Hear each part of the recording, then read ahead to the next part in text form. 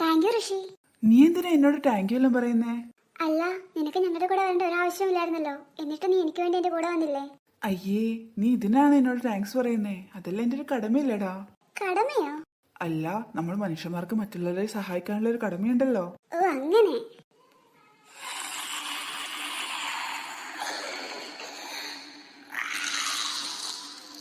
ഈ അതിന്റെ ഒരു ശബ്ദം കേട്ടെ. എനിക്കറിയില്ല ഋഷി, പക്ഷെ എനിക്ക് എന്താ പേടിയാവുന്നു. ആദ്യം വാ, നമുക്ക് മറ്റുള്ളവരുടെ അടുത്തേക്ക് വേഗം പോകാം. ശരി ഋഷി, നമുക്ക് പോകാം.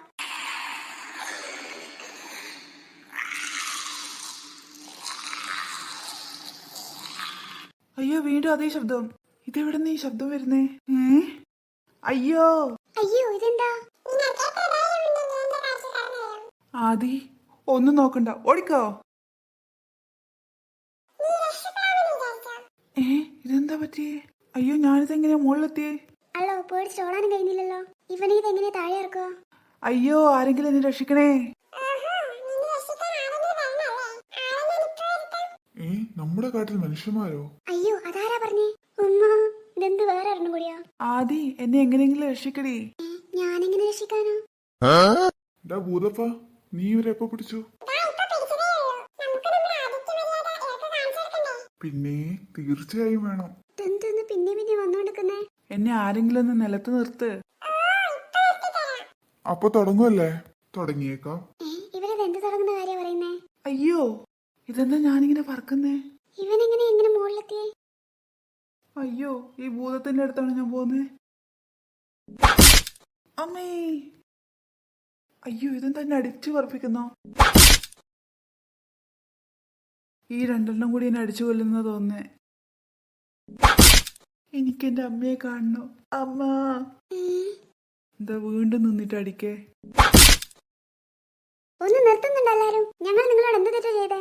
ഇവനുള്ള അടിയൊന്ന് മാറ്റി വെക്കാം. ഞങ്ങളുടെ കാട്ടി വന്നിട്ട് ഞങ്ങളോട് ദേഷ്യപ്പെടുന്നോ? അയ്യോ, ഞാനും എയറിലായോ? ആദി, നീയോ എയറിലായോ? ഇത് ഞങ്ങളുടെ കാടാണ്. ഇവിടെ മനുഷ്യന്മാർക്ക് പ്രയോജനമില്ല. ഞങ്ങൾ ഇവിടെ താമസിക്കാൻ വന്നതൊന്നുമല്ല ഭൂതങ്ങളെ.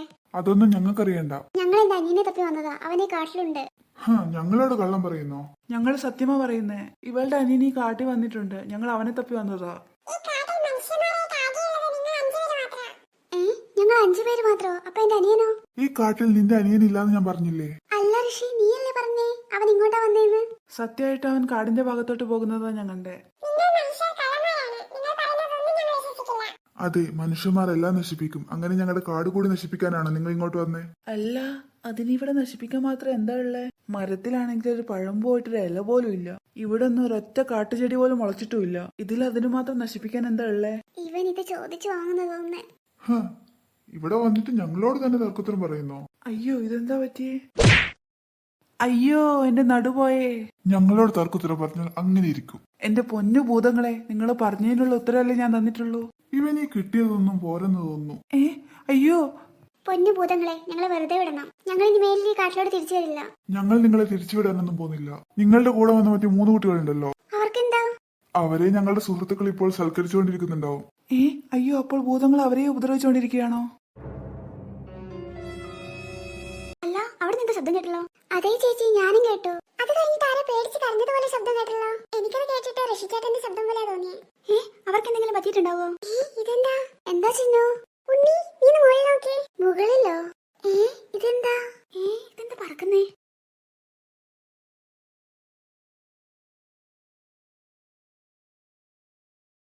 ഹായ്, ഭക്ഷണം.